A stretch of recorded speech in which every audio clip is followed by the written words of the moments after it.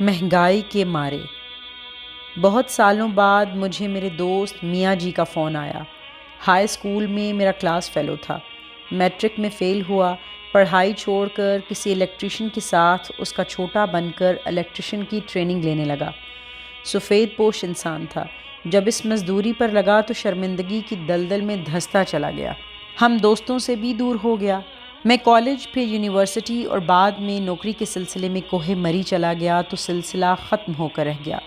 چند سال پہلے اس کے کسی عزیز نے میری روحانی باتوں اور سلسلے کا ذکر کیا، ساتھ میں اس خواہش کا اظہار بھی کہ ہم پروفیسر صاحب سے ملنا چاہتے ہیں۔ اس بیچارے نے بھڑک ماری کہ میں کلاس فیلو ہوں۔ اب اس کا میرے سے رابطہ نہیں تھا۔ اس نے لوگوں سے میرا نمبر لیا اور کئی سالوں بعد مجھے فون کیا۔ پہلے تو مجھے پہچاننے میں مشکل پیش آئی، لیکن تھوڑی گفتگو کے بعد میں پہچان گیا تو وہ بہت خوش ہوا اور بولا، یار تم بہت بڑے آدمی بن گئے ہو، میں مزدور کا مزدور، لیکن اگر تم میری مدد کرو تو میں بہت احسان مند ہوں گا۔ میں نے خوش دلی سے کہا، میاں تم حکم کرو، کیا کام ہے؟ تو بولا، یار میری بیٹی اور تمہاری بھتیجی کے سسرال والوں کے عزیز تم سے ملنا چاہتے ہیں۔ میں نے ان کے سامنے یہ بڑک ماری ہے کہ تم میرے کلاس فیلو اور دوست ہو، جبکہ حقیقت میں ہم کئی سالوں سے ملے ہی نہیں۔ اب میں ان کے ساتھ کسی دن تم سے ملنے آؤں گا، یار تم اچھی طرح سے مل لینا، بیٹی کا سسرال ہے، میری عزت بن جائے گی۔ ساری بات سننے کے بعد میں نے پرجوش انداز میں میاں سے کہا، تم بے فکر ہو جاؤ، جب تم لوگوں نے آنا ہوگا ایک دن پہلے بتا دینا، میں پوری تسلی سے پورا پروٹوکول دے کر ملوں گا اور تمہاری بلے بلے بھی کرا دوں گا۔ پھر مقررہ دن میاں اس خاندان کو لے کر میرے گھر آیا۔ میں نے خوب آؤ بھگت کی، خدمت کی، اچھی طرح ملا۔ جب بات چیت کی، میاں جی کی بہت تعریفیں کی، جو ان لوگوں کا مسئلہ تھا اس کے لیے ذکر اذکار بتائے تو بہت خوش ہو کر واپس چلے گئے۔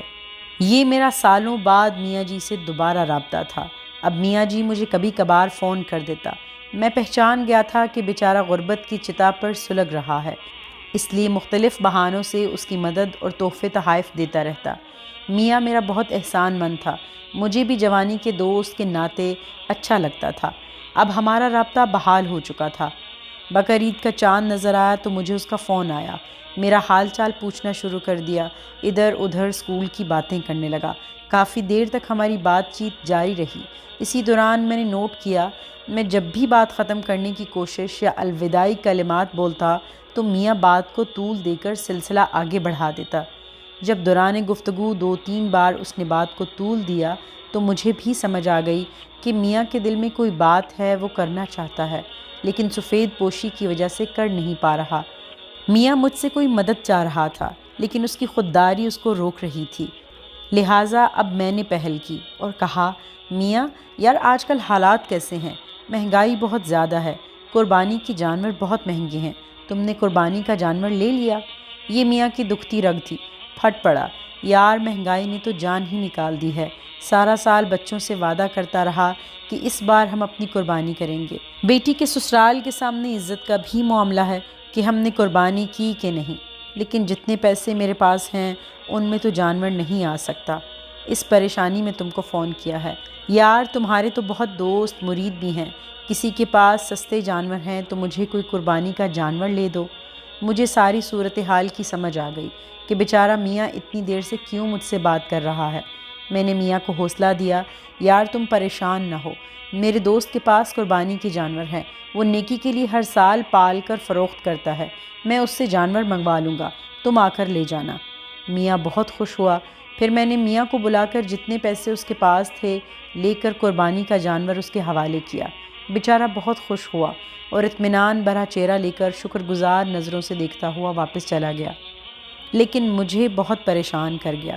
مہنگائی کے اس ہوش ربا طوفان میں غریب عوام کس طرح قربانی کے مہنگے جانوروں کو خریدنے کی ہمت کرتے ہوں گے؟ سابقہ حکومتوں کی نااہل پالیسیوں اور لوٹ مار کی وجہ سے وطن کا بچہ بچہ قرض میں جکڑا ہوا ہے۔ روپے کی گرتی پوزیشن، ڈالر کی اونچی اڑان، مہنگائی کا ازدحام منہ کھولے غریبوں کو ڈستا جا رہا ہے۔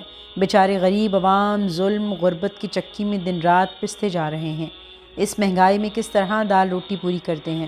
اوپر سے مہنگائی اور مہنگے جانور جن کی قیمتیں آسمان کو چھو رہی ہیں۔ سفید پوش طبقہ جس کو معاشرے میں عزت کے ساتھ زندہ رہنے کے لیے قربانی بھی کرنا ہے، کس طرح اس مہنگائی کے طوفان میں زندہ ہیں۔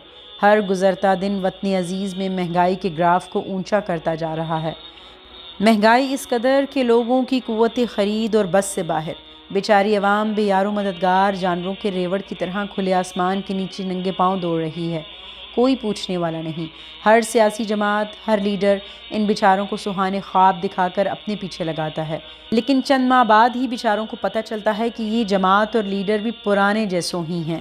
یہ بھی بھیس بدل کر نئے طریقے سے بیوقوف بنا رہے ہیں۔ کسی لیڈر، سیاسی جماعت کو ان مظلوم لوگوں پر ترس نہیں آتا۔ آپ ان لیڈروں کے درباریوں، مداریوں، جگادریوں کی جگالی دیکھیں، کس طرح دن رات مدح سرائی کے ریکارڈ توڑتے ہیں، الفاظ کی جادوگری اور سہانے خوابوں کا سلسلہ چلاتے ہیں، اپنے لیڈروں کو قائد اعظم کا جانشین اور مسیحا اعظم قرار دیتے ہیں۔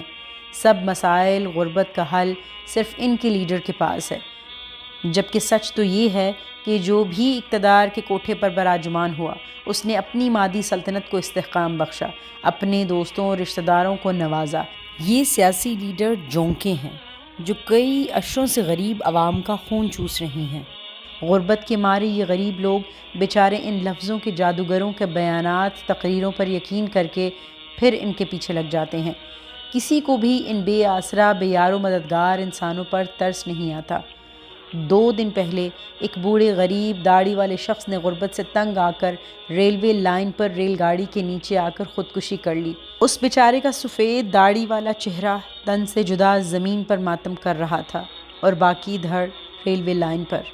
پاکستان کے چپے چپے پر غریب عوام ہوشربا مہنگائی کے طوفان میں زندگی کی بازی ہار رہے ہیں۔ پتہ نہیں خدا کو کب اس مظلوم عوام پر ترس آئے گا کہ کوئی نجات دہندہ ان غربت کی ماروں کو غربت کی دلدل سے نکالے گا۔